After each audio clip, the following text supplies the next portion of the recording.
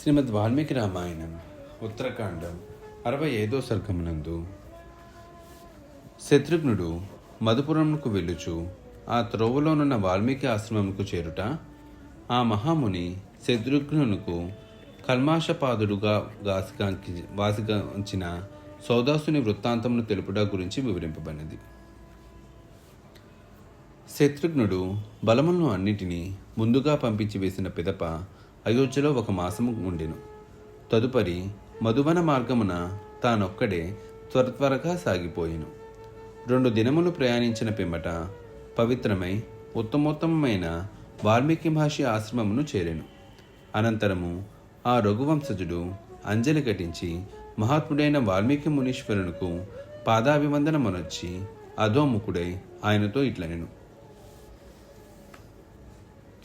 పూజ్య గురుదేవ, శ్రీరామచంద్ర ప్రభువు యొక్క ఆదేశానుసారము ఒక ముఖ్య కార్యముపై సాగిపోవచ్చు ఇచటికి ఏచించితిని. ఈ రాత్రికి ఇచట ఉండి రేపు ప్రాతకాలమున వరుణుని పాలనలోనున్న పశ్చిమ దిశకు ప్రయాణము చేసేదను. శత్రుఘ్నుని పలుకున్న విన్న పిదప ఆ మహర్షి నవ్వుచు, యశస్వి శత్రుఘ్న, నీకు స్వాగతము అని పలికెను. పిదప ఇంకను అతడు ఆ మహాత్మునితో ఇట్లు వచించెను: సౌమ్య, ఇది రఘువంశము వారికి స్వీయాశ్రమము కనుక దీనిని అట్లే భావింపుము. ఈ ఆసనమును, పాద్యమును, అర్ఘ్యమును సంతోషముతో స్వీకరింపుము.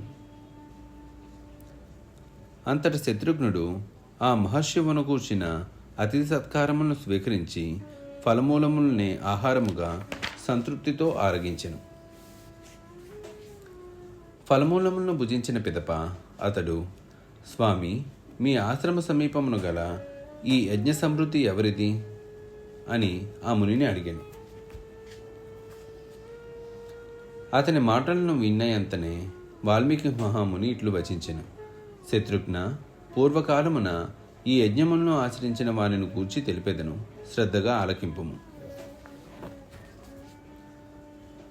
పూర్వకాలమున మీ రఘువంశము వాడే అయిన సుదాసుడు అని పేరుగల ఒక మహారాజు గలడు.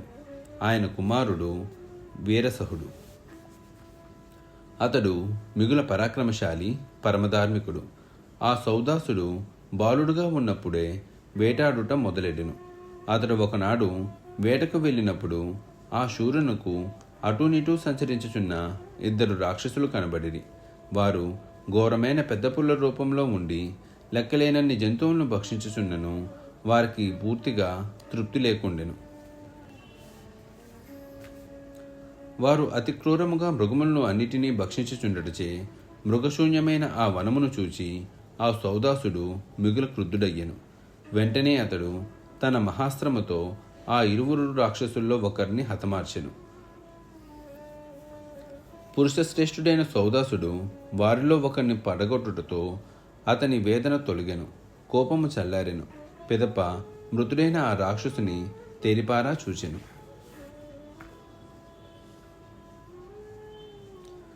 మృతుడైన ఆ రాక్షసునకు తోడుగా వచ్చిన 2వ వాడు అట్లు చూచుచున్న సౌదాసుని గాంచెను. పిమ్మట ఆ రాక్షసుడు ఎంతయో పరితపించుచు ఆ రాజకుమారునితో ఇట్లు వచించెను: పాపాత్ముడా, నాకు తోడుగా వచ్చిన ఈ నిరపరాధిని నీవు నిష్కారణంగా చంపితివి. అందువలన నేను నీపై ప్రతీకారమును తీర్చుకొందును. ఇట్లు పలికిన పిమ్మట ఆ రాక్షసుడు అక్కడనే అంతర్హితుడయ్యెను. కొంతకాలమునకు పిమ్మట ఆ వీరసహుడు రాజయ్యెను.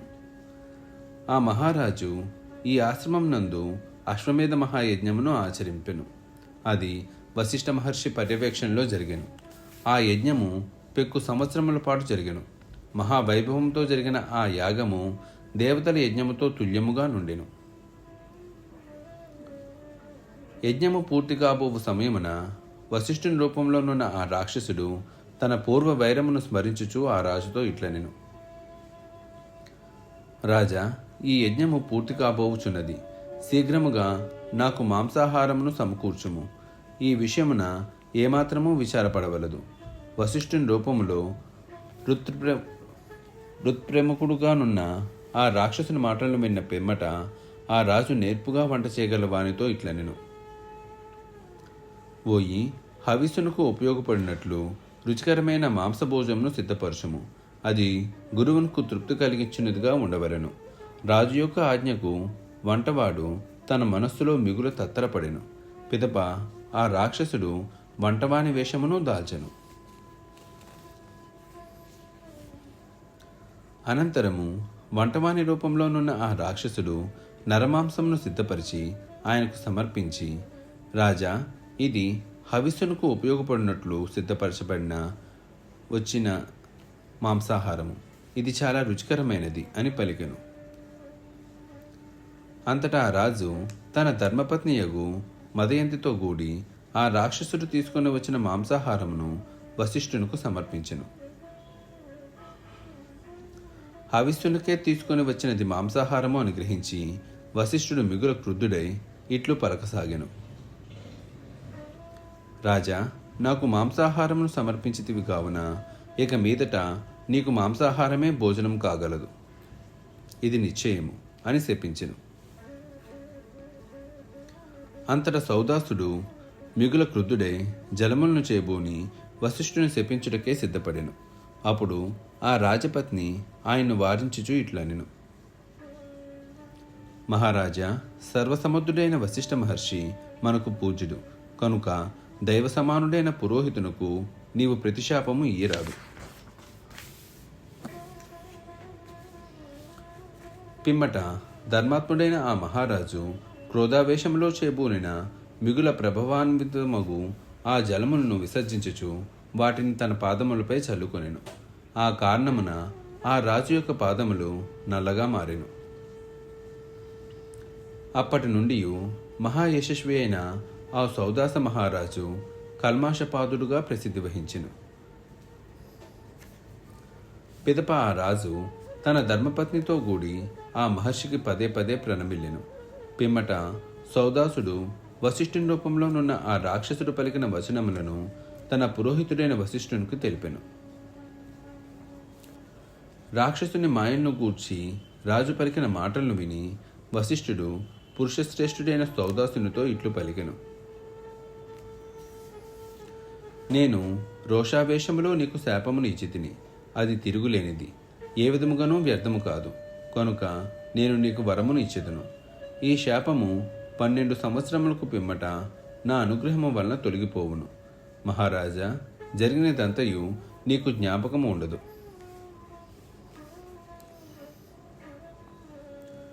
శత్రు సంహార దక్షుడైన ఆ మహారాజు 12 సంవత్సరముల కాలము శాపమును అనుభవించిన పిమ్మట తన రాజ్యమునకు మరలా ప్రభువై ప్రజలను చక్కగా పరిపాలించెను.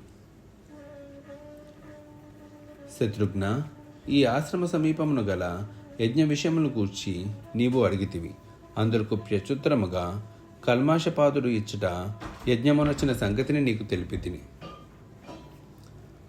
అంతట శత్రుఘ్నుడు సౌదాస మహారాజు యొక్క దారుణమైన ఈ కథను విన్న పిమ్మట వాల్మీకి మహర్షికి ప్రణమిల్లి పర్ణశాలలో ప్రవేశించెను. వాల్మీకి మహర్షి విరచితమై ఆదికావ్యమైన శ్రీమద్ రామాయణం నందరి ఉత్తరకాండమునందు 65వ సర్గము సమాప్తము.